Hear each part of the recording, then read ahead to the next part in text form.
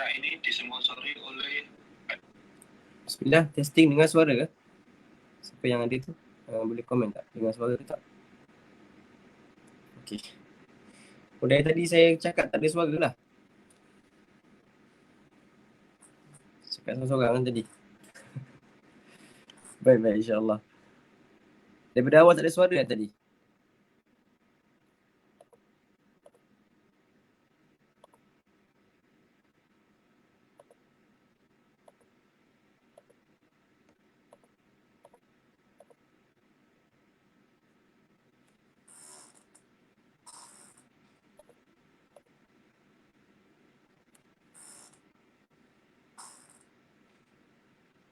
Okey, Alhamdulillah dah dengar.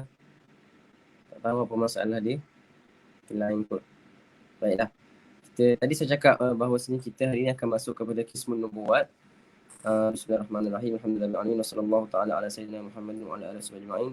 Nawaitu ta'allamu wa ta'lim tadhakkura wa tadhkir wa nafa' wal ittifa' wal ifadatu wal istifadah wal hath ala tamassuki bi kitabillah wa sunnati Rasulillah sallallahu alaihi wasallam wad dalalata ila khair wad du'a lil huda'ati wa aqrabi wa thawabi mardati ya arhamar rahimin ya arhamar rahimin ya arhamar rahimin. Rabbi shrah li sadri wa yassir li amri wahlul 'uqdatam min lisani yafqahu qawli. Allahumma la ilma lana illa ma 'allamtana innaka antal alimul hakim.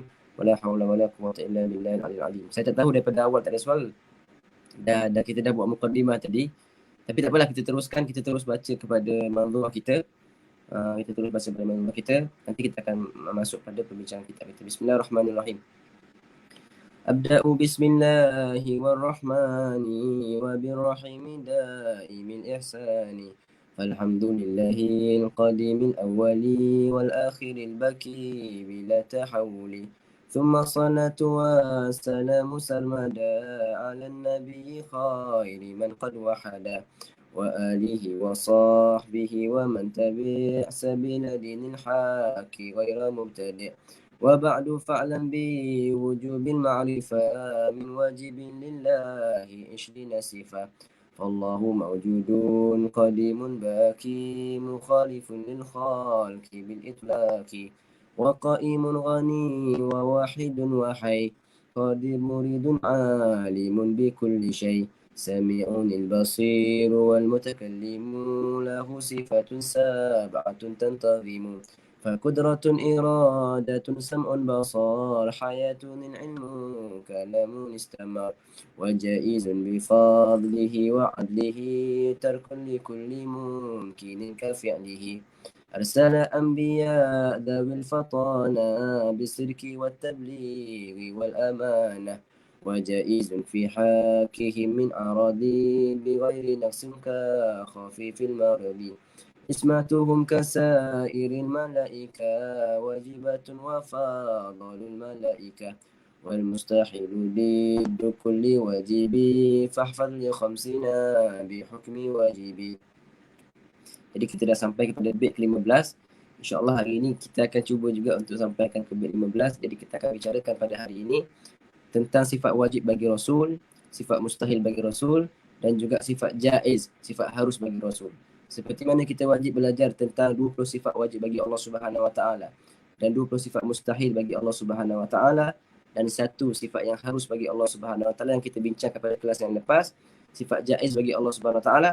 Maka kita juga wajib belajar, wajib tahu setiap mukmin, setiap mukallaf wajib mengetahui tentang 4 sifat wajib bagi Rasul, 4 sifat mustahil bagi Rasul dan juga 1 sifat jaiz bagi Rasul. Maka total keseluruhannya adalah 50 sifat yang wajib diketahui oleh setiap mukallaf. Wajib diketahui oleh setiap mukallaf. Tak hafal, kalau tak hafal tidak ada masalah. Tetapi yang lebih penting adalah kefahaman dalam hati kita. I'tiqad dalam hati kita itu yang diwajibkan untuk kita berpegang. Adapun hafalan, tak hafal nama 20, tak tahu. Tapi yang penting kita tahu. Kalau disebutkan sifat, contohnya sifat kudrah, ini adalah sifat wajib bagi Allah Subhanahu Wa Taala. Kalau ada orang kata Allah itu bersifat dengan sifat yang misalnya apa? Jahil. Kita tahu bahawa sifat itu adalah sifat mustahil bagi Allah Subhanahu Wa Taala. Tetapi kalau kita hafal lebih baik. Bahkan kalau kita hafal sekali dengan manzumah ini, lebih baik, bahkan ada barakahnya. Ada kelebihan-kelebihan yang tertentu yang diberikan oleh Allah kepada mereka yang menghafal daripada manzumah ini. Seperti mana yang kita bincangkan pada kelas yang pertama dulu.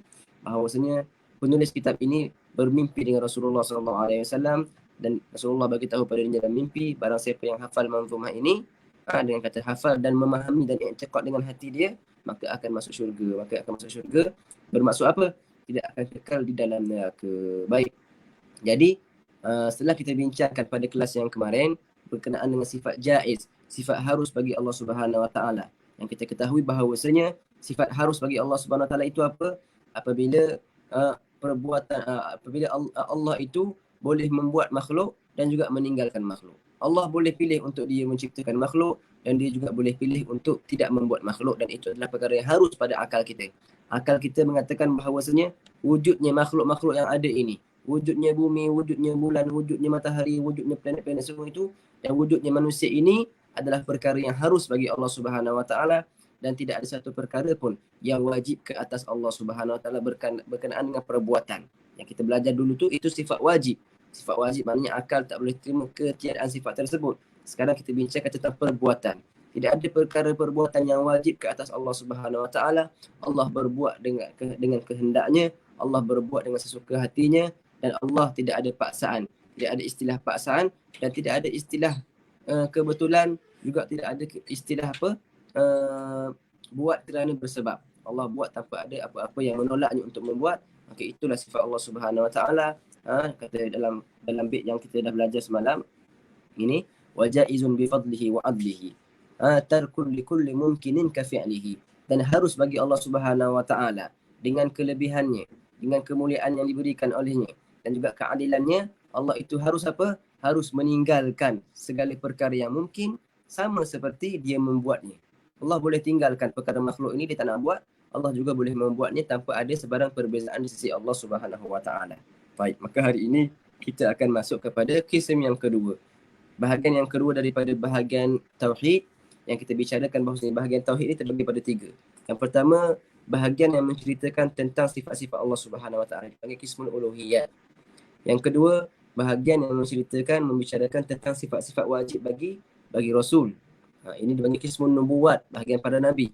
Yang ketiga dipanggil qismus sam'iyat, bahagian yang membicarakan tentang perkara-perkara yang ghaib, perkara-perkara yang kita tak nampak dengan mata kita, tapi kita dengar dengan telinga kita daripada Nabi SAW ataupun daripada Al-Quran. Maka itu kisah yang ketiga. Sekarang kita berada pada bahagian yang kedua. Masuk kepada bahagian yang kedua, dan bagi saya bahagian yang kedua dan seterusnya ini lebih mudah untuk difahami dan kita boleh bergerak lebih cepat, lebih laju lagi, supaya kita dapat khatamkan kitab kita. Allahumma salli ala Muhammad. Kita boleh khatamkan kitab kita. Yang penting kita faham. Kalau ada apa-apa soalan yang tak faham, tak jelas, saya terlalu laju ke, boleh komen terlalu laju ustaz, tak faham, kita boleh ulang balik. Cuma bagi saya pembahasan bahagian nubuwat dan seterusnya sampai ke habis kitab ini, itu pembahasan yang lebih mudah untuk difahami berbanding dengan pembahasan sifat-sifat Allah Subhanahu Wa Taala. Kerana di sana itu pembahasan sifat Allah tu sangat perlukan kepada fokus, sangat perlukan kepada ketajaman akal kita untuk faham tentang sifat-sifat Allah yang wajib, yang mustahil dan juga yang harus bagi Allah Subhanahu Wa Taala. Baik. Jadi di sini kita akan masuk kepada ini bait ini. Arsala anbiya. Ini kita dah belajar semalam. Wajah izun ini dah belajar. Kita akan masuk kepada bait ini. Arsala anbiya dawi fatanah bisidqi wat tabligh wal amanah. Arsala telah menghantarkan. Siapa? Allah Subhanahu Wa Taala telah mengutuskan anbiya, para nabi, dawi fatanah, yang memiliki sifat apa? Dawi ini pemilik, yang memiliki sifat fatanah yang pertama, dan juga bisidqi dengan kebenaran, sifat yang kedua, at-tablighi sifat yang ketiga, wal amanah. Ini empat sifat ini sifat wajib bagi Allah Subhanahu Wa Taala yang kita akan bincangkan pada syarah nanti insya-Allah. Wajaizun fi haqqihi min aradi bi ghairi naqsin ka khafifil maradi. Ini sifat jaiz bagi nabi, sifat jaiz bagi rasul itu, dan harus pada sisi mereka itu daripada perkara-perkara arad, sifat-sifat manusia. Bi ghairi naqsin, dengan syarat sifat itu tidak ada kekurangan. Seperti apa contoh yang harus bagi mereka itu? Seperti sakit-sakit yang ringan. Nanti kita akan bicarakan dengan lebih lanjut tentang para nabi. Baik, kita akan baca kitab kita. Allahumma salli ala Muhammad. Okey, kita baca di sini. Al-Faslu Tsani. Bab yang kedua. Bab yang pertama tentang sifat-sifat Allah, tentang ketuhanan. Bab yang kedua, Al-Faslu Tsani fil anbiya war rusul. Pada menyatakan para nabi dan juga para rasul. Al-anbiya ini jamak bagi nabi. Nabi seorang. Kalau dua orang nabiyan. Kalau ramai nabi dipanggil al-anbiya. Rasul pula jamak bagi rasul. Jamak bagi rasul, perkataan jamak plural bagi rasul. Seorang rasul dipanggil rasul. Ada waw. Kalau dua orang, rasulan. Dua orang rasul. Tapi kalau ramai rasul, dipanggil ar-rusul. War-rusul. Alaihimussalatu wassalam, ke atas mereka salawat dan salam. Apa dia? Sifat wajib bagi mereka, sifat harus bagi mereka, dan sifat mustahil pada hak mereka. Adaduhum al-mazkur fil Quran, yang disebutkan dalam Al-Quran. Sebab kita bersumberkan Al-Quran dan sunnah Nabi SAW, maka kita dapat sifat-sifat ini bukan daripada akal, tetapi daripada Al-Quran. Daripada Al-Quran. Al-wajib fi haqqihim alaihi wassalatu wassalam. Perkara-perkara yang wajib bagi pada Rasul dan Nabi. Sebelum tu kita nak bincarakan apakah perbezaan di antara Nabi dengan Rasul, walaupun kita dah bicarakan sebelum ni. Sebagai kita punya ulang kaji. Apakah perbezaan di antara Nabi dengan Rasul? Biasanya dalam kitab-kitab dikatakan bahawasanya Nabi itu adalah lelaki, seorang lelaki yang merdeka, yang mana diwahyukan kepadanya, diturunkan wahyu kepadanya, dan tidak disuruh untuk menyampaikan. Walam yu'mar bitabligh. Insanun dzakarun hurrun wuhiya ilaihi walam yu'mar bitabligh. Mereka adalah manusia. Yang pertama manusia, bukan jin, bukan malaikat. Manusia yang berjantina lelaki, yang merdeka, bukan hamba, yang diutuskan, yang diwahyukan kepada mereka, dan juga tidak disuruh untuk mereka menyampaikan. Itu Nabi. Dan Rasul pula apa? Dalam takrif yang kita belajar dahulu, Rasul adalah lelaki, insan, manusia, lelaki yang merdeka, yang diutuskan kepada mereka wahyu, tetapi disuruh untuk mereka menyampaikan wahyu tersebut. Cuma kita dah bincangkan, apakah perbezaan di antara Nabi dengan Rasul? Adakah maksud Nabi tidak disuruh untuk menyampaikan, itu maknanya dia tidak berdakwah? Kita dah bicarakan bahawasanya maksud Nabi tak disuruh untuk menyampaikan, maksudnya tak disuruh untuk menyampaikan syariat yang baru yang dia dapat. Dia hanya menyampaikan, meneruskan legasi dakwah yang dibawa oleh Rasul yang sebelumnya. Adapun Rasul, dia disuruh untuk menyampaikan apa? Menyampaikan dakwah yang baru dia dapat. Menyampaikan wahyu yang dia baru dapat sekarang. Bukannya dia Nabi duduk dekat rumah saja, tak bercakap dengan orang, tak mengajar dakwah dengan pada orang. Bukan. Nabi juga berdakwah, Nabi juga mengajak orang kepada kebaikan, tapi dia hanya mengajarkan syariat Rasul yang sebelumnya. Sebab kadang-kadang kita faham Nabi ni tak boleh berdakwah sebab dia tak disuruh untuk menyampaikan. Itu kefahaman yang kurang tepat.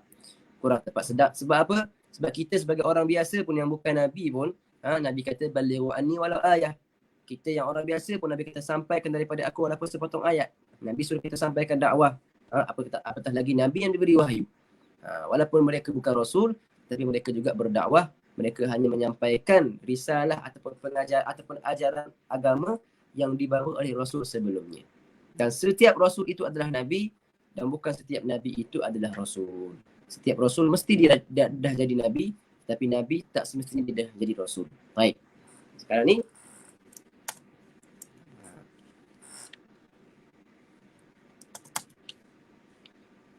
laptop hang pula. Boleh dengar ke? Laptop saya hang ni, tapi dekat phone masih jalan lagi. Okey ke?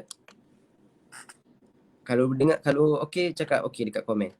Tak tahu sebab laptop saya hang tiba-tiba.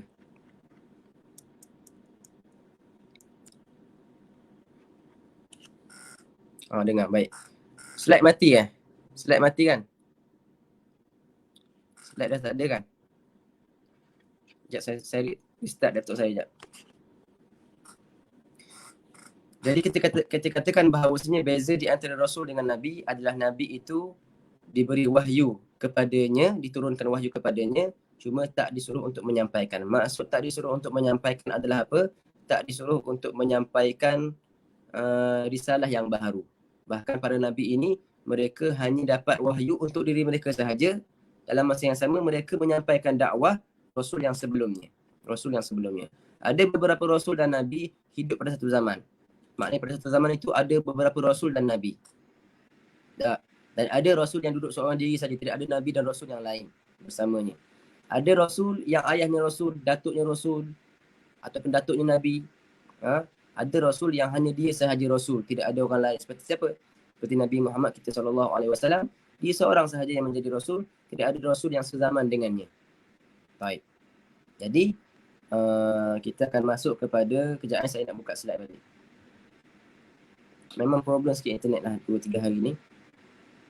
Jadi banyak sangkut.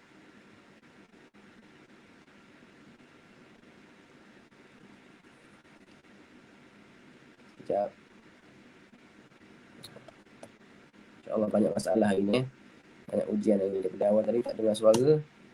Sekarang slide mati pula.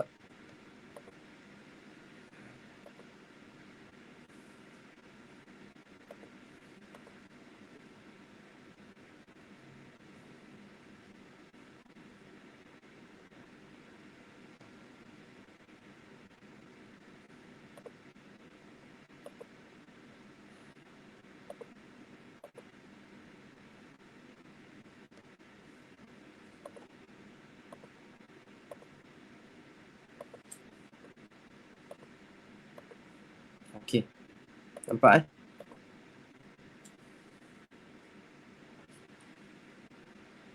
Okey. Allahumma salli ala sayyidina Muhammad.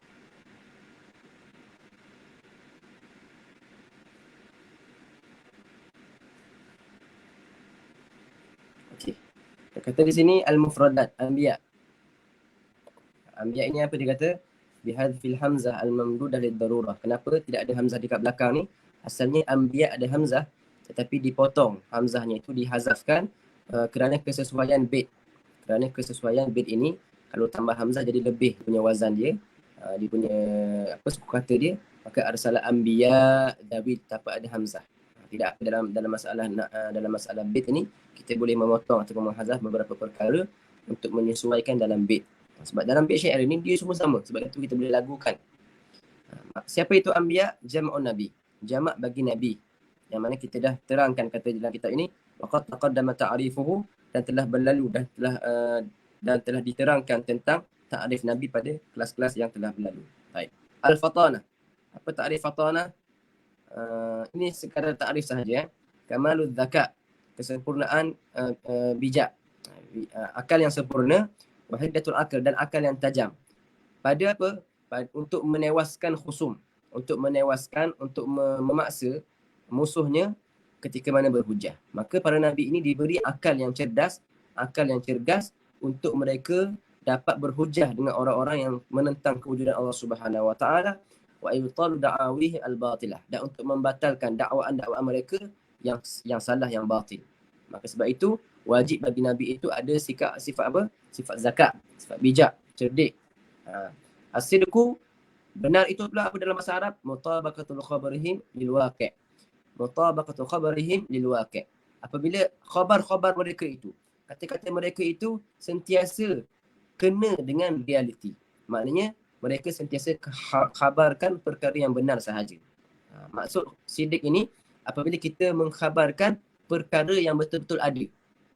Mutabaqatul khabarihim lil waqi'. Apabila mutabaqah, kenanya khabar-khabar mereka itu pada realiti sebenar. Lawan dia apa? Al-kadhib. Al-kadhib ni kita mengkhabarkan tentang perkara yang tak betul, tentang perkara yang bukan realiti. Baik. At-tabligh, menyampaikan. Ta'limuhum an-nas syara'i'illah. Apabila mereka mengajarkan manusia, menyampaikan atau mengajarkan kepada manusia syariat-syariat Allah Subhanahu wa taala, liyurshiduhum ila sa'adah, untuk menunjukkan kepada mereka kepada kebahagiaan, untuk membawa mereka kepada kebahagiaan di dunia dan akhirat. Dan yang terakhir, amanah, adalah terjaganya mereka itu secara zahir dan juga batin daripada melakukan perkara-perkara yang dilarang ataupun perkara-perkara yang dimakruhkan. Para nabi dan para rasul ini terjaga mereka daripada melakukan perkara-perkara yang haram, bahkan terjaga mereka daripada perkara-perkara yang makruh. Nanti kita akan bicarakan tentang 4 sifat ini. Maka ini secara ta'rif sahaja, secara ta'rif. Sekarang kita akan masuk kepada syarah. Okey, syarah. Maka wajib ke atas setiap mukallaf. Yajibu ala kulli mukallaf. Wajib ke atas setiap mukallaf. An ya'taqida. Hendaklah apa mereka wajib apa? Wajib bagi mereka beriktikad. Iktikad ni pegang dalam hati betul-betul. Tanam dalam hati betul-betul. Bahawasanya anna lillah. Bukan anna Allah ni. Anna lillahi ta'ala. Bahawasanya ada bagi Allah itu, Lillah. Bagi Allah itu anbiya wal mursalin. Ada siapa? Ada para anbiya dan juga ada para mursalin. Allah itu ada bagi Allah, maknanya Allah memiliki apa? Memiliki para nabi dan para rasul. Tujuan apa? Allah mengutuskan mereka ini untuk mengajak manusia-manusia yang lain kepada Allah Subhanahu Wa Taala, mengenal Allah Subhanahu Wa Taala. Jadi, kalau kita fikirkan sebenarnya Allah boleh sahaja nak mengajarkan kita tentang kewujudan Allah tanpa para nabi, tanpa para rasul. Tetapi memang sunnatullah. Allah dah buat sistem macam tu dah. Kalau nak kenal Allah, kena melalui nabi dan rasul. Kalau kamu nak kenal aku, kamu tak boleh kenal aku direct. Kamu kena ikut nabi dan rasul aku. Ibaratnya begitulah. Maka Allah sebenarnya boleh sahaja mengajarkan kita tentang kewujudan Allah Subhanahu Wa Taala tanpa menggunakan para nabi dan rasul. Tapi itu perkara yang dikehendaki oleh Allah Subhanahu Wa Taala untuk Allah menunjukkan kepada kita bahawasanya setiap perkara yang kita nak dapatkan mestilah melalui jalan yang betul. Perkara yang kita nak sampaikan itu mestilah melalui jalan yang betul. Nak kenal Allah perlu melalui rasul dan nabi. Nak kenal rasul juga, nak kenal agama Allah perlu melalui apa perkara yang telah diletakkan oleh Allah Subhanahu Wa Taala. Maka kalau ada dakwaan yang mengatakan saya hanya beriman dengan Allah, tak beriman dengan Rasul, maka itu satu dakwaan yang sangat salah. Kerana Allah dah meletakkan, kamu nak kenal Allah Subhanahu Wa Taala, kenalah melalui Rasul dan Nabi. Itulah yang dinamakan dengan tawassul. Itulah yang dinamakan dengan perantaraan. Perantaraan kita dengan Allah, perantaraan siapa? Para Nabi dan para Rasul. Maka Allah sendiri dah meletakkan perantaraan di antara Allah dan juga manusia yang lain, iaitu para Nabi dan para Rasul yang merupakan utusan Allah Subhanahu Wa Taala. Mereka ni ibarat wakil Allah Subhanahu Wa Taala di atas bumi ini untuk menyampaikan perkara-perkara yang wajib mereka tahu, perkara-perkara yang haram mereka lakukan, maka itu semua adalah tugas pada Rasul dan pada Nabi. Qala ta'ala, kata Allah Subhanahu Wa Taala, amana ar-rasulu bima unzila ilaihi min rabbi wal mu'minun. Sesungguhnya para rasul. Kalau sini kalau nak baca dalam nahwu ni, di sini fa'il dan di sini fa'il. Yang ni fa'il pertama, yang ni fa'il kedua. Amana ar-rasulu wal mu'minun.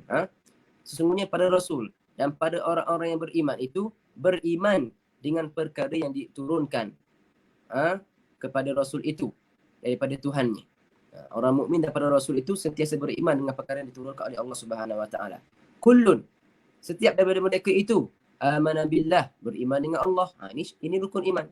Beriman dengan Allah, wa malaikatihi, dan malaikat-malaikat Allah Subhanahu Wa Taala, wa kutubihi, dan kitab-kitab Allah Subhanahu Wa Taala, wa rusulihi, dan rasul-rasul Allah Subhanahu Wa Taala, la nufarriqu baina ahadin min rusulih. Tidak mereka itu kami tidak membezakan di antara satu daripada nabi-nabi yang rasul tadi. Qalu sami'na wa ata'na. Mereka mengatakan kami dengar dan kami taat kepada rasul-rasul itu. Ghufranaka rabbana wa ilaikal masir. Pengampunan Tuhan kamu, Rabbana Tuhan kami, wa ilaikal masir, dan kepada Dialah kita kembali. Ghufranak rabbana wa ilaikal masir. Pengampunan kamu ya Allah, wahai Tuhan kami, dan kepada kamulah kami akan kembali. Baik. Wa alaihi an ya'rifa, dan wajib ke atas mereka itu. Wajib ke atas siapa? Wajib ke atas mukallaf tadi. Wajib ke atas setiap orang yang mukallaf an ya'rifa, mengetahui perkara-perkara yang wajib bagi mereka. Ya'rifa ma yajibu fi haqqihim, mengetahui perkara-perkara yang wajib bagi mereka dan perkara-perkara yang mustahil bagi mereka dan perkara-perkara yang jaiz bagi mereka. Tiga perkara kena tahu, perkara yang wajib, perkara yang mustahil, dan perkara yang harus bagi pada Rasul. Dulu untuk Allah, sekarang untuk Rasul. Fal wajib fi haqqihim arba' sifat. Maka yang wajib pada hak mereka adalah 4 perkara, 4 sifat. Yang pertama yang disebutkan di atas sana, arsal anbiya dawi fatana. Allah telah mengutuskan para nabi yang bersifat dengan apa? Sifat fatanah. Apa itu fatanah? Fatanah ini adalah bijak ataupun cergas akalnya. Kepandaian yang sangat pandai, dan juga ketajaman akal pada mengalahkan musuh-musuhnya ketika berhujah. Kenapa setiap para nabi dan rasul itu kena ada sifat fatanah? Kerana apa? Dalilu ala dhalika annahu law intafat anhumul fatanah. Jikalau tidak ada bagi mereka sifat fatanah. Lawan bagi fatanah ni apa? Jahil lah. Lama qadaru an yuqima hujjatan 'alal khasm. Bukan jahil, baladah. Baladah. Jahil ni tak tahu terus. Baladah ni dia apa? Otak dia lambat pick up. Ataupun lambat fikir. Itu baladah. Lawan bagi fatanah al-baladah. Bukan jahil. Jahil tu lawan bagi ilim. Baik. Al-fatanah, kata dalil bagi fatanah ini, jikalau tidak ada sifat fatanah ini pada mereka, maka sudah pasti mereka tak mampu untuk mendirikan hujah kepada musuh mereka. Sebab para Nabi dan Rasul ini diutuskan kepada kaum yang tak beriman dengan Allah Subhanahu Wa Taala. Mereka diutuskan kepada orang-orang yang tak beriman dengan kewujudan Allah Subhanahu Wa Taala. Maka orang-orang yang dah ada di atas bumi ketika itu tak beriman, tak percaya Allah itu ada. Maka diutuskan Rasul dan Nabi ini untuk membuktikan kepada mereka orang-orang tadi bahawasanya Allah itu ada.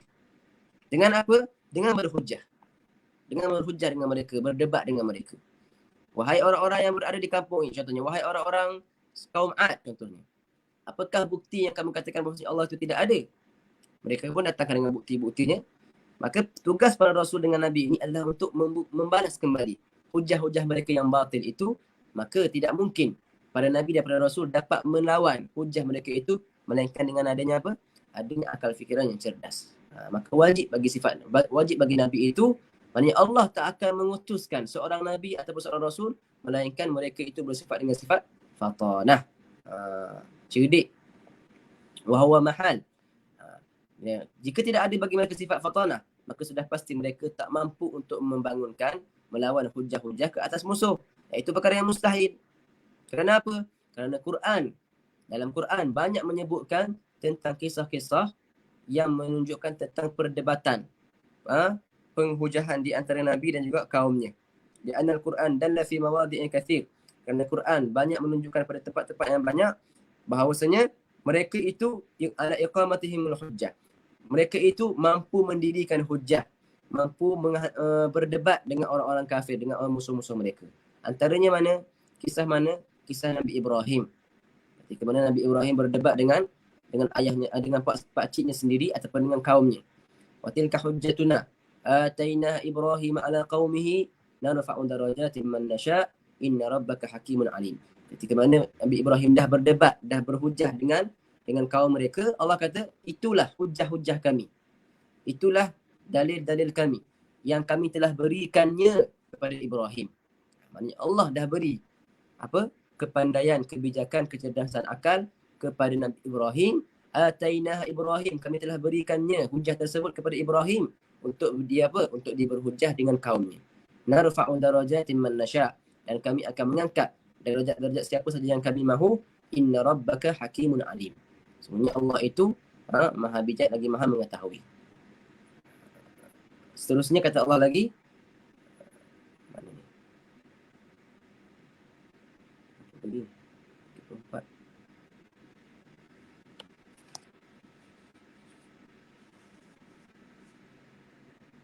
Dia kurang tu kan? Kurang ayat tu ni. Ini kurang ayat ni. Ini ada ayat awal dia. Ayat awal dia, qalu ya Nuh qad jadaltana fa aktsarta jidalana fa'tina bima ta'iduna in kunta minas shadiqin. Sini dibuat bima ta'iduna saja. Ada ayat sebelum ni. Di sini ada ayat sebelumnya. Kata kaum Nuh. Ini berkenaan dengan kaum Nabi Nuh. Kata kaum Nuh, qalu ya Nuh, wahai Nuh, qad jadaltana, kamu telah banyak berhujah dengan kami. Setelah mereka kalah berhujah dengan Nabi Nuh, mereka minta pula, fa aktsarta jidalana, kamu telah banyak berhujah dengan kami. Fa'tina bima ta'iduna, maka datanglah kepada kami apa yang kamu janjikan daripada azab. Kalau kamu betul-betul daripada Allah, kamu betul-betul Rasul utusan daripada Allah Subhanahu Wa Taala, maka datangkan kepada kami apa yang kamu janjikan daripada azab-azab. Maka mereka minta azab daripada Allah Subhanahu Wa Taala. Fa'tina bima ta'iduna in kunta minas shadiqin. Jika kamu daripada orang-orang yang benar, maka sekarang buat mari azab yang kamu kata akan menimpa kami yang tidak beriman dengan Allah Subhanahu Wa Taala. Maka itu, bila mereka dah kalah berhujah, barulah mereka minta azab daripada Allah Subhanahu Wa Taala. Kata Allah lagi dalam Al-Quran, dalam surah An-Nahl, wajadilhum billati hi ahsan. Allah menyuruh Nabi SAW untuk berhujah dengan orang kafir Quraisy. Wajadilhum, dan bermujadalah dengan mereka. Berdebatlah dengan mereka dengan perkara yang sebaik-baiknya. Nak berdebat pun ada adabnya, ada cara-caranya. Bukan berdebat dengan memaki, bukan berdebat dengan mengherdik, dengan meninggikan suara. Itu tidak ada pada sifat-sifat para Nabi. Para Nabi ini mereka pandai pada mereka meletakkan dalil-dalil dan tidak pernah meninggikan suara, tidak pernah bersikap mengherdik dan juga menghina. Taib. Wa aidan li'anna ma'muruna bil iqtida' wal muqtada bihi la yakunu balidan.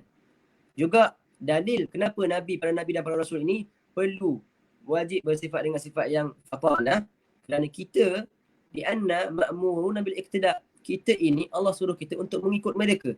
Allah menyuruh kita orang yang beriman untuk mengikut para nabi, dan orang yang diikut tidak akan menjadi orang yang jahil, tidak jadi orang yang bodoh. Wal muqtada bihi la yakunu balidan.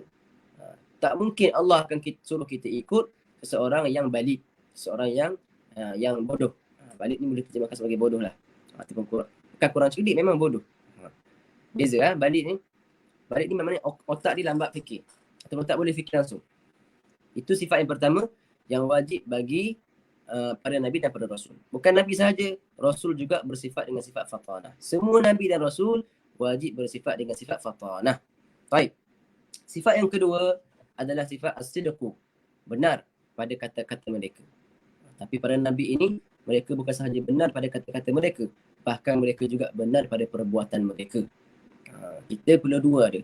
Benar pada perbuatan, benar juga pada perkataan kita. Biasa berkata benar, biasa orang tahu. Tapi benar pada perbuatan kita itu macam mana? Kita buat apa yang kita katakan. Itu benar pada perbuatan. Dan kita buat dengan betul-betul, bukan dengan main-main. Itu maknanya kamu ni jujur pada perbuatan kamu, maksudnya apa? Kamu ni benar-benar melakukan apa yang kamu katakan, dan kamu benar-benar melakukan dengan jid, dengan sangat bersungguh-sungguh. Itu tandanya orang benar pada perbuatan mereka. Contohnya orang tu nak berniaga, tapi niaga dia awal-awal jadi semangat. Lah tak semangat dah. Itu tidak benar pada perbuatannya. Tapi para nabi ini, para rasul ini, mereka ini benar pada kata-kata mereka, tak pernah berbohong, tak pernah berdusta, dan juga mereka juga benar pada perbuatan mereka. Perbuatan pun mereka berdakwah dengan betul-betul. Mengkorbankan segala perkara yang mereka ada untuk mengajak orang-orang kepada Allah Subhanahu Wa Taala. As-sidqu. Sifat yang kedua, benar. Apa tadi takrif dia? Mutabaqatul khabar lil waqi'. Apabila kata-kata mereka itu kena pada realiti yang sebenar, bertepatan dengan keadaan sebenar, itu dipanggil benar. Adapun lawannya apa? Al-kadhib. Berbohong, berdusta, menipu. Orang Terengganu cakap pelawak. Ataupun cakap lebong, orang Terengganu kata. Apa itu? Apabila mukhalafatul khabar lil waqi'. Apabila khabar kita itu tak kena pada realiti yang sebenar, tak menepati realiti yang sebenar, maka kita dikira apa? Berdusta. Baik.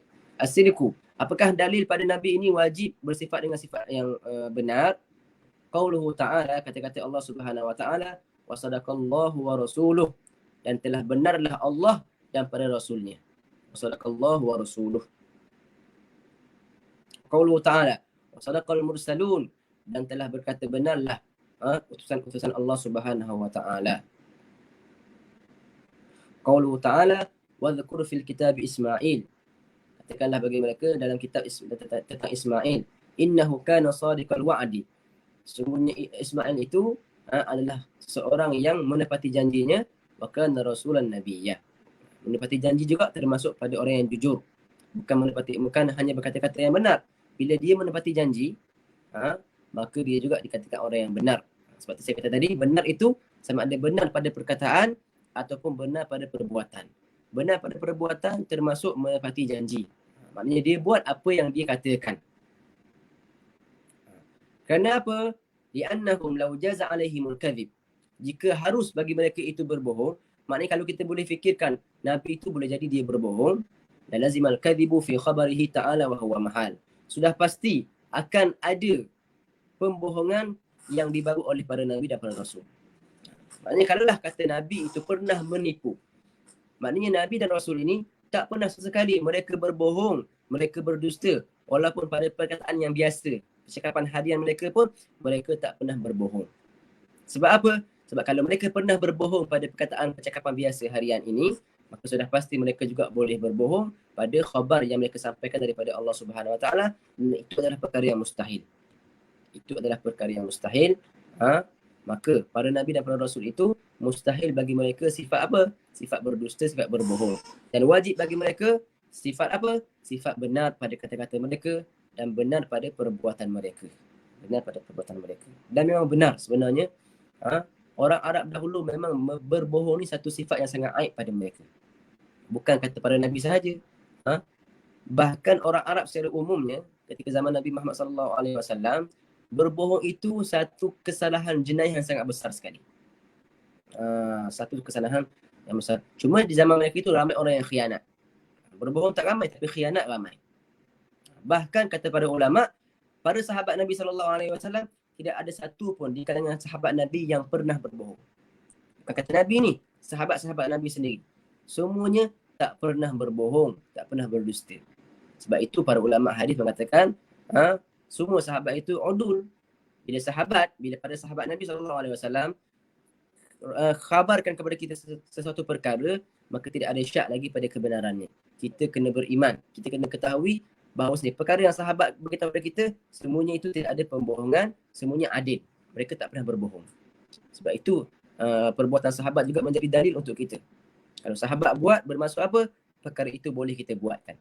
Kalau sahabat cakap zikir sekian, maka kita boleh pegang dengan zikir tersebut kerana para sahabat tak pernah menipu. Kalau para sahabat dia sahaja tak pernah menipu, maka apa lagi apa kita kata lagi pada Nabi SAW. Bahkan Nabi sendiri digelarkan dengan Al-Amin. Nabi sendiri digelarkan dengan orang yang amanah, tidak pernah menipu.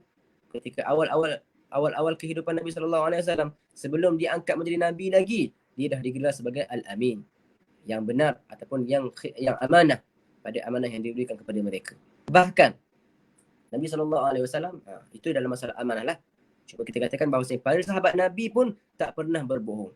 Apatah lagi Nabi Muhammad SAW. Baik.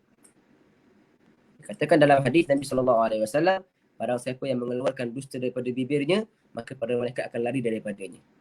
Siapa yang bercakap bohong, para malaikat akan lari sejauh-jauhnya daripada dia kerana busuknya, kerana kejinya, kerana kotornya apa yang keluar daripada lidah mereka. Bila seseorang itu berkata bohong. Itu hadis Nabi SAW. Kata Nabi lagi dalam hadis, Al-mu'min la yakzib.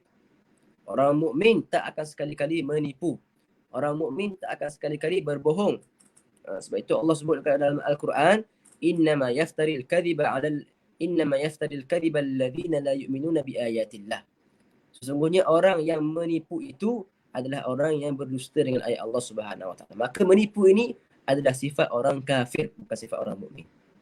Maka Nabi kata, al-mu'min la yakdzib. Orang mukmin sudah pasti tidak akan berbohong, berdusta. Cuma pernah kita dengar cerita-cerita tentang kita kata apa? Dalam satu hadis Nabi kata berkenaan dengan Nabi apa? Nabi Musa AS, tak silap saya. Nabi Ibrahim. Nabi Ibrahim telah mengatakan 3 penipuan. Dalam hadis itulah. Tak. Contohnya yang dia kata apa? Ketika mana dia dituduh menghancurkan berhala, dia kata tu berhala yang besar tu yang menghancurkan Nabi Ibrahim. Itu dipanggil apa? Itu dipanggil helah. Bukan menipu. Itu dipanggil helah. Contohnya Nabi Muhammad SAW juga pernah. Ketika mana Nabi bersama Sayyidina Abu Bakar As-Siddiq radhiyallahu taala anhu dalam peristiwa hijrah, ketika itu orang kafir Quraisy menawarkan, siapa yang dapat temukan Muhammad dengan Abu Bakar ini, kami beri kepada mereka 1000 ekor unta. Maka orang Arab ketika itu, dah viral berita ketika itu, seluruh jazirah Arab itu berjuang dan berusaha untuk cari Nabi Muhammad SAW. Sehinggalah ada seorang lelaki ini daripada kampung luar Mekah, dia jumpa dengan Nabi Muhammad di tengah-tengah jalan. Tapi dia tak kenal Nabi Muhammad SAW. Cuma dia tanya, kamu daripada mana? Ketika mana mereka bertemu di padang pasir, lelaki yang nak cari Nabi Muhammad, nak dapatkan ganjaran tadi, tanya pada Nabi Muhammad, wahai lelaki, kamu daripada mana? Maka Nabi SAW menjawab apa? Nahnu min ma'. Kami daripada Ma'. Ma' itu adalah satu kampung. Ada nama satu kampung namanya Ma'. Dan juga Ma' dalam bahasa Arab, air. Bermaksud air. Jadi Nabi jawab apa? Nabi tak jawab kami daripada Mekah. Nabi kata kami daripada Ma'. Jadi yang difahami oleh lelaki yang nak cari Nabi tadi, dia faham, Nabi ni, orang lelaki ni daripada kampung Ma' sana. Ada kampung nama Ma'. Tapi maksud Nabi bila dikatakan nahnu min ma', maksud Nabi kami ni daripada air. Maknanya apa? Kami diciptakan daripada nutfah, daripada air mani. Maka berbeza maksud niat dalam hati. Nabi khabarkan perkara yang benar, cuma difahami dengan perkara lain oleh orang yang tadi. maka itu dipanggil helah. Itu dipanggil helah. Bila kita mengkhabarkan perkara yang boleh jadi perkara itu difahami maksud yang kedua. Kalau kita dalam istilah sekarang ni, kita panggil apa? Macam, bukan macam double meaning. Double meaning ni macam terus kan. Dia macam kita khabarkan benda tu, tapi sebenarnya maksud kita benda lain. Contoh, saya buat contoh. Contohnya, orang tu, dia call kawan dia. Kawan dia tanya, dekat mana tu? Kata, dekat masjid. Kawan dia cakap, dekat masjid. Padahal kawan dia bukan dekat masjid pun. Dekat sebelah masjid. Kat luar pintu masjid. Maksud kawan dia, dekat masjid ni berdekatan dengan masjid. Tapi lelaki yang call tadi, faham apa? Oh, dekat dalam masjid lah. Okey. Adakah itu dikira menipu? Itu kita panggil helah. Ada para Nabi yang melakukan helah ini. Maka helah itu tidak mustahil bagi para Nabi. Itu bukan menipu. Mereka maksudkan benda lain, tapi difahami dengan maksud lain. Contoh seperti tiga helah yang dilakukan oleh Nabi Ibrahim. Baik. Maka helah itu perkara yang biasa. Tapi bukan helah tu contohnya, kawan kita telefon, hello, dekat mana tu? Kita pun cakap on the way. Padahal dekat rumah lagi. On the way tidak ada maksud lain melainkan kamu dalam perjalanan. Maka kena jaga lidah kita daripada menipu. Ustaz, bagaimana jika seorang tanya hal peribadi kita juga dia akan hebohkan dan mengaibkan kita? Kalau kita yakin bahawa dia akan mengaibkan dengan apa yang kita ceritakan, maka tak wajib kita khabar. Kita pun hak kita sebenarnya nak bagi tahu perkara tersebut kepada dia atau tak nak bagi tahu. Kata je lah, saya tak nak bagi tahu perkara ni kepada awak, ini privacy saya. Contoh je lah. Ataupun boleh juga buat helah lah. Untuk jaga hati dia, boleh juga buat helah. Tapi kalau menipu, tak perlu. Tak perlu menipu. Pada apa-apa cara pun tak perlu menipu. Cuma ada setengah ulama, ada beberapa tempat yang dibolehkan kita untuk menipu. Ada beberapa tempat yang dibolehkan kita, bahkan diwajibkan untuk kita menipu. Contohnya, ada seorang lelaki nak bunuh lelaki yang lain, tiba-tiba masuk menyorok di tempat dekat dengan kita. Maka dia tanya pada kita, mana lelaki tu? Aku nak bunuh dia ni. Kita boleh berbohong sekarang. Cakaplah dia pergi kat sana ke, dia pergi dah lari ke. Jangan cakap dia ada kat sebelah aku ni. Kalau kita cakap ada kat sebelah aku, kemudian lelaki tu bunuh dia, ibarat kita dah membantu dia dalam pembunuhan tersebut. Maka membantu orang membuat maksiat juga berkongsi dosa dengan mereka. Jangan sesekali membantu orang untuk buat maksiat. Walaupun sekecil-kecil bantuan sekalipun. Walaupun hanya memberi duit RM1 sahaja pun, kita bantu dia untuk buat maksiat, maka kita juga berkongsi pada melakukan dosa tersebut. Baik. Maka kita katakan bahawasanya sifat wajib bagi Nabi adalah berkata benar dan berbuat benar.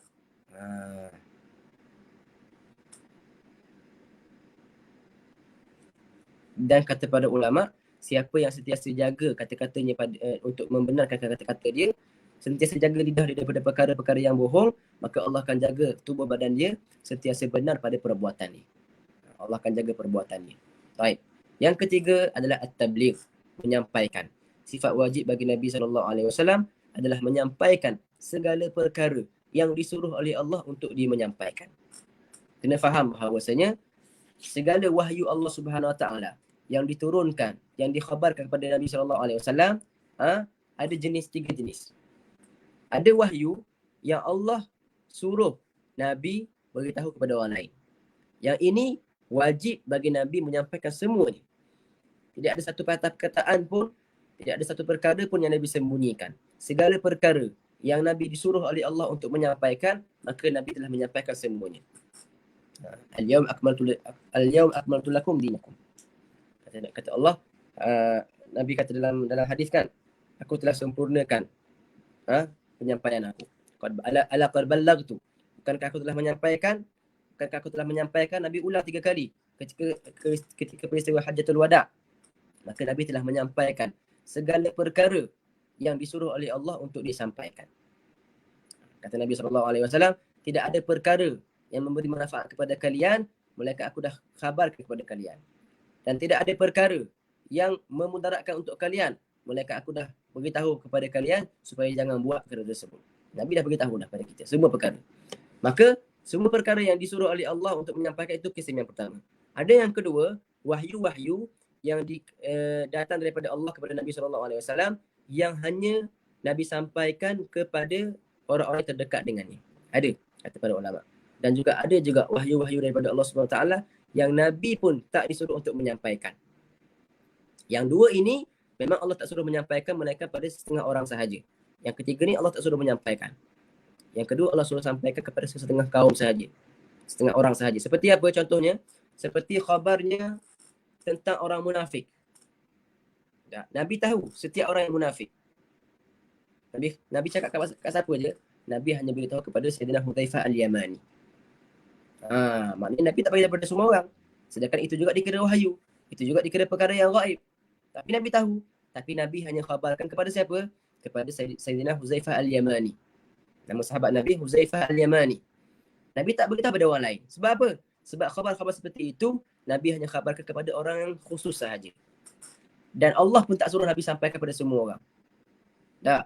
Maka ada perkara-perkara yang disampaikan oleh Allah yang Nabi hanya sampaikan kepada orang-orang terdekat dengan dia ataupun orang-orang yang dipilih sahaja.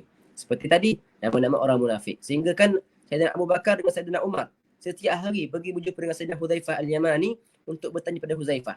Wahai Hudzaifah, nama aku ada tak dalam kalangan orang munafik? Setiap hari pergi tanya. Sehingga Sayyidina Hudzaifah kata, nama kamu berdua tidak akan ada dalam senarai orang munafik. Dah tu tanya aku dah. Tak payah tanya dah. Setiap hari nak tanya. Sedangkan orang munafik yang benar-benar munafik tak pernah bertanya pun. Maka Nabi tahu setiap orang yang bersifat dengan sifat munafik. Dan Nabi khabarkan hanya kepada Sayyidina Hudzaifah Al-Yamani. Maka wahyu daripada Allah itu terbahagi pada 3 perkara. 3 jenis. Ada yang pertama ini yang Allah suruh untuk Nabi sampaikan. Yang ini masuk dalam bab tabligh ni. Nabi dah sampaikan semuanya. Dan ada perkara yang kedua yang Nabi hanya disuruh sampaikan kepada orang tertentu sahaja. Bukan semua orang. Dan yang ketiga, ada perkara-perkara yang Nabi tak disuruh untuk menyampaikan. Nabi seorang je yang tahu. Ada. Maka terbagi pada 3 jenis wahyu. Tapi yang tabligh ini, Nabi menyampaikan segala perkara yang Allah suruh untuk disampaikan. Tak akan ada perkara pun yang Nabi tertinggal. Semuanya Nabi dah sampaikan. Nabi tidak bersifat dengan sifat apa? Al-kitman, menyembunyikan. Kalau benda tu Allah suruh sampaikan, maka Nabi akan sampaikan. Dalilnya apa?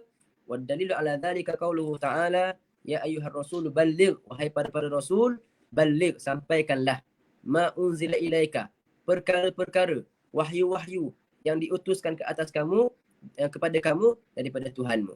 Wa illam taf'al, jika kamu tak menyampaikan, tidak melakukan perkara tersebut, fama ballaghta risalatah, maka kamu telah menyembunyikan risalah-risalah Allah Subhanahu wa taala. Kata Allah Subhanahu wa taala lagi, rusulan mubasysyirin wa mundzirin. Para rasul itu, mereka itu bersifat dengan apa? Memberi berita gembira dan memberi amaran bahaya. Li'alla yakuna lin-nasi 'alallahi hujjatun ba'da rusul. Supaya apa? Supaya tidak ada lagi hujah bagi manusia. Tidak ada lagi hujah bagi manusia selepas adanya rasul. Maknanya, Nabi dan Rasul ini diutuskan untuk menceritakan tentang syurga dan neraka. Untuk memberi berita gembira bahawasanya mereka ini kalau beramal dapat syurga dan kalau tak beramal dapat neraka. Untuk memberikan berita gembira dan memberi amaran jika tak beramal dengan amalan Allah Subhanahu wa taala. Baik. Wala yatimut tabsyir, dan tak akan sempurna berita gembira tadi dan amaran tadi melainkan bila Nabi dah menyampaikan. Sebab apa? Sebab apa Nabi semua ini kena menyampaikan? Kerana kalaulah mereka tak menyampaikan, wali annahum law lam yuballighu, kalaulah mereka tak menyampaikan khabar-khabar itu tentang syariat Allah Subhanahu wa taala, lakanu katimin laha, sudah pasti mereka itu menyembunyikan perkara tersebut. Wa hadha muhal, dan perkara ini adalah perkara yang mustahil. Kerana jika Nabi tak menyampaikan, maka akan mendatangkan satu kekurangan yang sangat besar sekali. Kerana apa? Kerana dia telah lemah pada menyampaikan syariat. Maka itu akan menjadi hujah bagi manusia. Manusia akan berhujah, ya Allah, Nabi tu, fulan tu, Nabi tu, ada perkara yang dia tak sampaikan lagi pada aku tak tahu pun. Maka menjadi hujah ke atas Allah Subhanahu wa taala. Sedangkan Allah dah sebut dalam ayat tadi, li'alla yakuna lin-nasi hujjatun, li'alla yakuna lin-nasi 'alallahi hujjatun, supaya tidak ada lagi hujah bagi manusia ke atas Allah Subhanahu wa taala. Maka setiap rasul dan nabi telah menyampaikan apa yang disuruh Allah untuk menyampaikannya. Maka manusia pada hari kiamat nanti tidak ada lagi hujah dengan Allah Subhanahu wa taala. Itu bagi mukallaf lah. Sebab itu kita sebut hanya mukallaf saja yang wajib. Adapun yang tak mukallaf, siapa yang tak mukallaf? Contohnya mereka yang hidup seorang diri tak sampai kepada dia info tentang Allah Subhanahu wa taala, tentang Nabi Muhammad sallallahu alaihi wasallam, maka mereka ini tak dikira mukallaf. Tak sampai kepadanya info ataupun ilmu tentang kewujudan Allah Subhanahu wa taala, mereka tak wajib beriman. Yang sekarang ni yang tidak ada hujah ini adalah mereka yang dah sampai info, yang mukallaf tapi tak beriman juga, maka mereka tidak ada lagi hujah untuk melawan Allah Subhanahu Wa Taala di hari kiamat. Baik, itu syarat ataupun sifat yang ketiga. Sifat yang keempat yang terakhir adalah al-amanah. Al-amanah apa? Al-amanah apa? Lawan bagi khianat. Maknanya dia amanah menyampaikan apa yang disuruh untuk dia menyampaikan, ataupun apa takrif amanah. Tak ada dalam takrif amanah. Tak disebutkan di dalam takrif amanah. Disebut takrif fatanah, sidik, ada di sini. Ismatuhum zahiran wa batinan. Terjaganya mereka itu secara zahir dan batin daripada melakukan perkara-perkara yang dilarang. Walaupun perkara yang makruh. Itu amanah. Amanah ini adalah terjaganya mereka itu daripada melakukan perkara-perkara yang dilarang oleh Allah Subhanahu Wa Taala, sama ada perkara-perkara yang haram ataupun perkara yang makruh. Nabi itu maksum terjaga. Maknanya mustahil mereka akan melakukan perkara maksiat dan mustahil mereka akan melakukan perkara yang makruh. Bahkan perkara yang makruh pun Nabi tak akan lakukannya melainkan untuk memberi bayan, untuk memberi pengajaran. Sebab itu ada hadis Nabi SAW pernah minum berdiri, hadis Nabi pernah kencing berdiri. Itu apa? Bukan Nabi melakukan perkara makruh. Bagi Nabi tak makruh perkara tersebut. Bagi Nabi tak jadi makruh. Sebab itu apa, Nabi ni sebagai tasyri', musyarra'. Nabi itu nak menletakkan hukum. Maka dia lakukan perkara yang makruh untuk menunjukkan perkara itu bukan haram. Di sisi Nabi, perkara itu bukan makruh. Di sisi kita, dia akan jadi makruh berdasarkan dalil-dalil yang lain. Baik. Maka bukan segala perkara yang Nabi buat itu sunat. Kena faham. Bukan segala perkara yang Nabi buat sunat. Nabi ada buat perkara yang makruh. Tapi di sisi Nabi bukan makruh. Sebab itu untuk menunjukkan keharusan berlakukan perkara tersebut. Boleh faham? Okey. Maka al-amanah adalah terjaganya Nabi, para Rasul dan para Nabi ini daripada melakukan perkara-perkara yang haram ataupun perkara-perkara yang makruh. Di sisi para Nabi. Okey. Maka tidak ada Nabi dan Rasul yang melakukan maksiat. Sebab itu, guru kita selalu berpesan, kalau belajar ilmu tafsir, kena berhati-hati pada tafsir-tafsir yang menceritakan tentang maksiat-maksiat pada Nabi. Contoh kisah Nabi Yusuf dengan Zulaikha. Dalam tafsir, banyak menyebutkan cerita-cerita tentang perangai buruknya Nabi Yusuf. Dan itu mustahil pada akidah Ahlussunnah wal Jamaah. Kita katakan, cerita-cerita yang diceritakan dalam buku-buku tafsir itu bukan semuanya betul. Bukan semuanya betul. Ada di kalangan cerita itu yang diambil daripada Israiliyat. Diambil daripada khabar-khabar Israel. Bani Israel. Contoh cerita tentang Nabi Yusuf yang tak nak saya ceritakan di sinilah.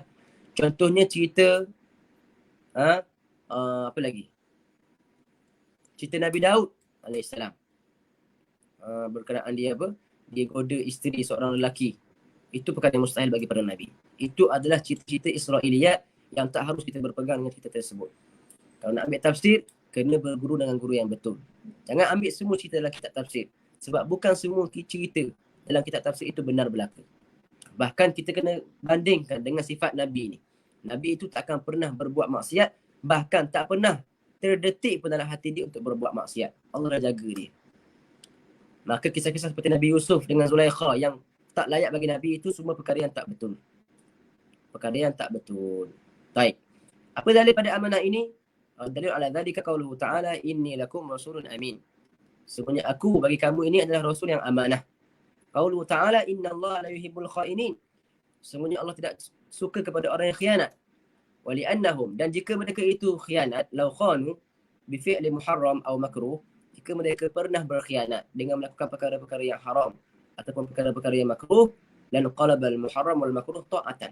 Maka akan jadilah perkara makruh dan taat itu akan jadilah perkara yang haram dan makruh itu menjadi taat. Kalau para nabi membuat perkara yang haram, menunjukkan perkara itu boleh dibuat. Sebab segala perkara yang nabi dan rasul buat, maka perkara itu boleh dibuat. Tapi bukan segala perkara lah. Ada beberapa perkara yang dikhususkan untuk Nabi SAW. Sebab itu kena belajar betul. Kena belajar ilmu usul. Kena tahu dalil ni menunjukkan wajib ke, haram ke, sunat ke, makruh ke apa. Ada perkara yang Nabi boleh buat, kita tak boleh buat. Ada perkara yang wajib ke atas Nabi, tak wajib ke atas kita. Contohnya apa? Qiyamul Lail. Qiyamul Lail ini wajib kepada Nabi SAW. tapi tak wajib ke atas umatnya. Tak. Contohnya solat witir tak silap saya, juga wajib ke atas Nabi SAW. Contohnya kahwin lebih daripada 4 orang. Nah, itu jaiz bagi Nabi SAW, tapi haram bagi kita. Itu semua di dalam ilmu usul fikih. Cuma kita katakan bahawa jika Nabi pernah melakukan perkara yang haram di sisinya, maka itu juga akan menjadi taat. Maka mustahil bagi para Nabi dan para Rasul melakukan perkara maksiat, melakukan perkara haram. Kerana Allah Ta'ala, kerana Allah menyuruh kita untuk mengikut mereka, maka mustahil bagi Allah untuk menyuruh kita mengikut orang yang berbuat maksiat kepada Allah Subhanahu Wa Ta'ala. Mustahil Allah menyuruh kita untuk mengikut orang yang bermaksiat kepada Allah Subhanahu Wa Ta'ala. Allah suruh kita ikut Nabi pada perbuatannya, pada perkataannya, pada keadaannya. Allah suruh kita mengikut Nabi SAW. Sebab itu, ikutnya Nabi itu adalah tanda kejayaan bagi seorang mukmin. Ikutnya Nabi adalah tanda kejayaan bagi seorang mukmin. Kata Allah Subhanahu Wa Ta'ala, "Qul in kuntum tuhibbunallah fattabi'uni yuhibbukumullah wa yaghfir lakum dhunubakum." Allah suruh Nabi kata pada umatnya, "Wahai umatku, kalau kamu benar cinta kepada Allah, maka ikutlah aku." Cinta kepada Allah, tapi ikut Nabi SAW. Bermaksud apa? Ikut kita pada Nabi SAW pada segala perkara. Mengamalkan sunnah Nabi SAW pada segala perkara, itu adalah tanda kecintaan Allah kepada kita. Maka bila Allah cinta kepada kita, dalam hadis yang lain, Allah akan menjaga segala tindak tanduk kita daripada perkara-perkara yang haram. Maka memang orang biasa tak akan maksum. Tak ada yang maksum di kalangan orang-orang biasa ini. Tapi ada di kalangan mereka yang mahfuz, yang terjaga. Hanya Nabi dan Rasul saja yang maksum. Tetapi para awliya, para salihin, orang-orang yang alim, orang-orang yang dekat dengan Allah, mereka ini mahfuz, terjaga daripada maksiat. Bukan maksum.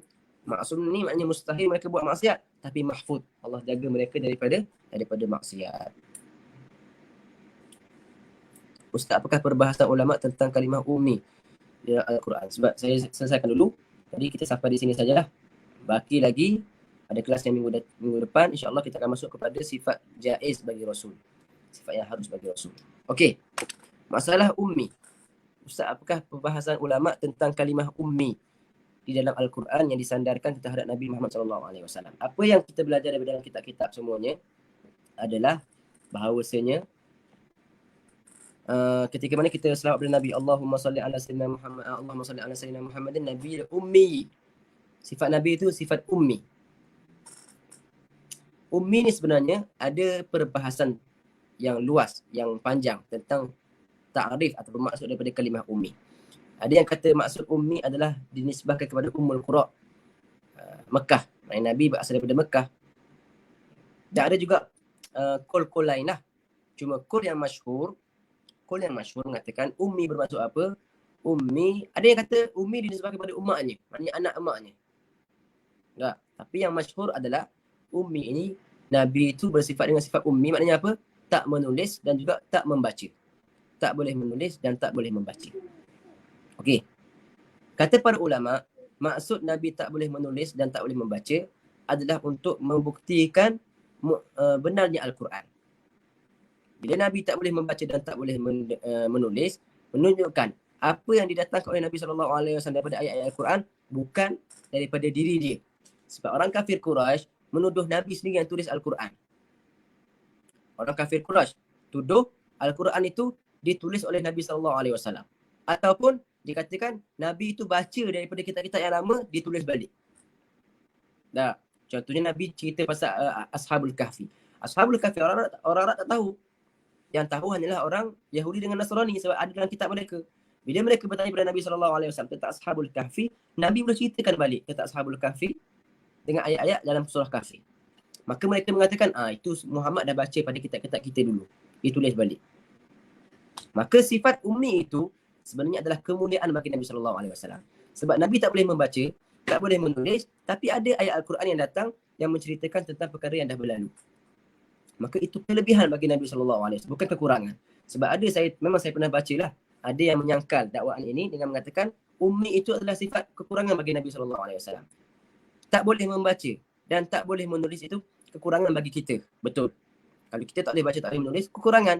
Tapi bagi Nabi, itu satu kemuliaan, kelebihan untuk dia sebab dia boleh membuktikan yang Quran yang dibawa itu adalah benar daripada Allah Subhanahu Wa Taala. Bukan tulisan dia, bukan perkara yang dia baca dari dulu, dia tulis balik, bukan. Itu daripada Allah Subhanahu Wa Taala. Dan ulama pun mengatakan, Nabi tak boleh menulis dan tak boleh membaca sehingga dah selesai semua Al-Quran diturunkan. Sehingga turun ayat terakhir, barulah Nabi boleh menulis dan membaca. Di akhir-akhir hayat Nabi, Nabi dah boleh menulis dan membaca. Supaya apa? Supaya menyangkal dakwaan orang kafir mengatakan Nabi menulis dan membaca daripada kitab-kitab yang lama. Al-Quran ini adalah tulisan Nabi SAW. Maka itu hikmah daripada Allah menjadikan Nabi itu sifat ummi, tidak boleh menulis dan tidak boleh membaca. Dalam masa begitu pun ada ulama, memang benar ada ulama yang mengatakan ummi itu bukan maksudnya tak boleh membaca dan tak boleh menulis. Ada yang kata nisbahkan kepada Ummul Qura, ada nisbah pada ibunya. Maka tidak ada masalah dengan berpegang, tidak ada masalah pada kita berpegang dengan sifat ummi dengan maksud apa? Tidak pandai menulis dan tak pandai membaca. Kena faham bahawasanya tak pandai menulis dan pandai membacanya pada kita memang kekurangan. Tapi kepada Nabi Muhammad SAW itu satu kelebihan, satu kemuliaan. Satu kemuliaan. Apakah maksud Allah membuat satu perkara tanpa bersebab? Tanpa bersebab maksudnya Allah tak melakukan satu perkara disebabkan ada benda lain yang menyuruh Allah buat. Ataupun ada perkara lain yang menyebabkan Allah kena buat benda tu. Tidak ada illah. Allah buat tanpa ada illah. Contohnya kita makan sebab kita lapar. Tak, kita makan sebab ada illah iaitu lapar. Tapi Allah tak ada perbuatan dia yang berillah. Tapi ada hikmah. Kena faham beza di antara illah dengan hikmah. Allah tak akan berbuat satu perkara dengan illah, maknanya ada perkara lain yang memaksa Allah untuk buat perkara tersebut. Tak. Tetapi setiap perbuatan Allah tak sunyi daripada hikmah. Mesti ada hikmahnya. Mesti ada kebaikannya untuk kita. Tapi Allah bukan buat untuk kita, untuk perkara tersebut. Allah buat sesuka hati dia. Tanpa ada sebab tadi. Tapi tak akan sunyi daripada hikmah. Maka kena bezakan antara hikmah dengan illah. Baik. Ada soalan lagi? Ada soalan lagi tak?